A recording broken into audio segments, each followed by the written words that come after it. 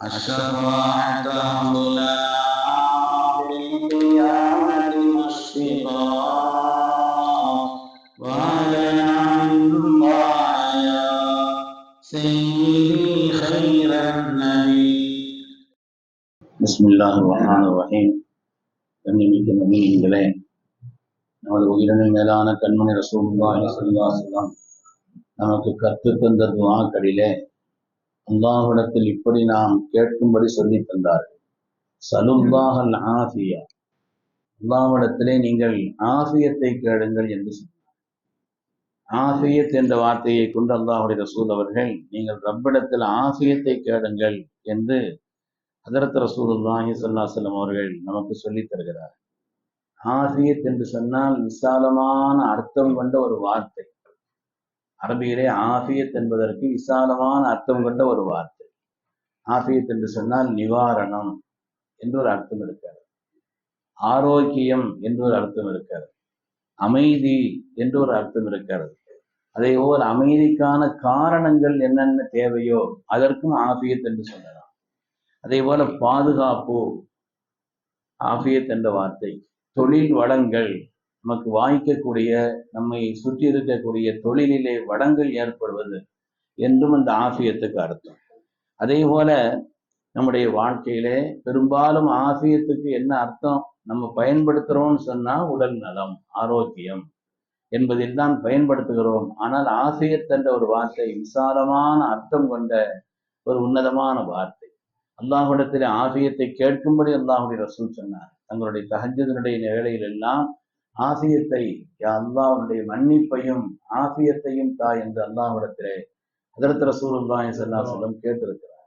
குனூத்திலே கூட அல்லாஹும்ம ஹதினா Feynman ஹதை வஆஃபினா ஆஃபினா Feynman ஆஃபை, யா அல்லாஹ் நீ யாருக்கு ஆஃபியத்தை தந்தாயோ அந்த கூட்டத்தில் எங்கள் ஆக்கிறதே ஆஃபியத்தை தா என்றும் கூட நாம் கேட்கிறோம். அருமையானவர்களே, அல்லாஹ்வுடைய ரசூல் சொன்னார்கள், லம் யுஅத பஅதல் யகீன், ஒரு மனிதன் ஈமானுக்கு பின்னால் வழங்கப்படக்கூடிய செல்வங்களிலே மகத்தான செல்வம் ஆஃபியத் என்ற செல்வம் தான். கைரம் மினல் ஆஃபியா, லம் யுஅத பஅதல் யகீன் கைரம் மினல் ஆஃபியா.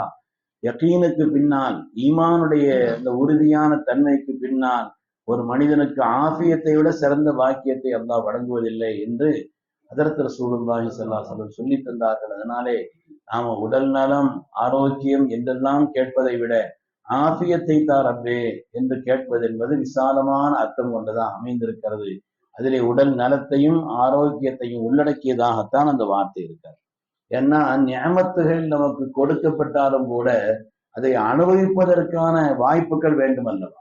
வாழ்க்கையில ஒரு ஆளு செல்வம் வளம் கொடுக்கப்பட்டிருக்கிறார், மற்ற வாழ்க்கையிலே உயர்வான வாய்ப்புகள் இருந்தாலும் கூட, நிஅமத்துகள் இருந்தாலும் கூட அதை அனுபவிப்பதற்கு ஆரோக்கியம் தேவை, அதை அனுபவிப்பதற்கு ஆயுள் தேவை, அதை அனுபவிப்பதற்குண்டான ஒரு சூழலும் தேவை அல்லவா. அந்த சூழலை ஏற்படுத்தி தருவதிலே ஆஃபியத் மிக உன்னதமான ஒரு வார்த்தை என்று நமக்கு சொல்லப்பட்டிருக்கிறது. யஹ்யாவினுடைய ஷரஹ் இத்திஹாப் என்ற ஒரு கிதாபில் இருப்பதை பிரபலமாக சொல்வார்கள். ஒரு நாள் ஹஜ்ரத் மூஸா அலைஹிஸ்ஸலாம் ரப்பிடத்தில் உரையாடினார்கள். உரையாடி கொண்டிருக்கும் பொழுது இப்படி கேட்டார்களாம், யா அல்லாஹ், நீ மூசா கலீமுல்லாவாக இருந்து நான் ரப்பாக இருந்தால் நீ என்கிட்ட என்ன கேட்பேன்னு கேட்டாங்க. நீ மூசாவாக இருந்து நான் ரப்பாக இருந்தால் நீ என்னிடத்தில் என்ன துஆ செய்வேன்னு கேட்டாங்க. அல்லாஹு தஆலா மனம் திறந்து பேசுவதை விரும்பக்கூடியவன். அல்லாஹ் சொன்னான், மூசாவே நான் ஆஃபியத்தை கேட்கிறேன் என்று அல்லாஹு தஆலா சொன்னான். மூசா அலைஹிஸ்ஸலாம் ஆஃபியத்தை கேட்டார்கள் என்று வருகிறார்.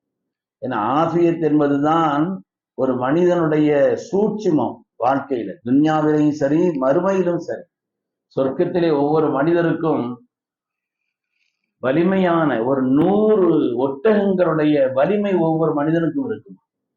அந்த இன்பங்களை எல்லாம் அனுபவிப்பதற்கு மனிதனுக்கு ஆஃபியத்து தேவைதானே. அதனால ஆஃபியத்தை தா என்று நான் உன்னிடத்தில் கேட்பேன் என்பதற்கு மூசா அலைஹிஸ்ஸலாம் சொன்னதாக ஒரு செய்தி. அல்லாஹு தஆலா குர்ஆன் ஷரீஃபிலே ஒரு சமூகத்தினுடைய மன்னராக தாலூத் என்ற ஒரு மன்னரை நியமித்தான். இன்னல்லாஹ அஸ்தஃபாஹு அலைக்கும், அல்லாஹு தஆலா அவரை உங்களுடைய மன்னராக, ஆட்சியாளராக தேர்ந்தெடுத்தான் என்று சொல்லிவிட்டு வஸாதஹு பஸ்தத்தன் ஃபில் இல்மி வல் ஜிஸ்ம், அவருக்கு அறிவு ஞானத்திலும் ஆஃபியத்திலும் அல்லாஹு தஆலா ஆரோக்கியத்திலும் அவருக்கு விரிவான ஒரு நிலையை கொடுத்தான் என்று அருள்மறை சொல்கிறார்.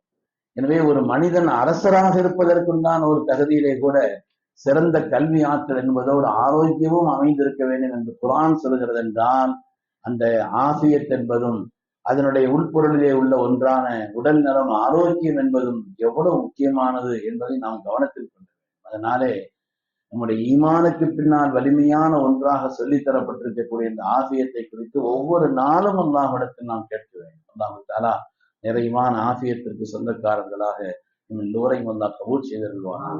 நீண்ட ஹயாத்தையும் நிறைவான ஆஃபியத்தையும் அல்லாஹ் தந்தருள் புரிவானாக. ஆமீன் ஆமீன் யா ரப்பல் ஆலமீன். வஆகிரு தஅவானா அனில் ஹம்துலில்லாஹி ரப்பில் ஆலமீன். சுப்ஹானல்லாஹி வபிஹம்திஹி.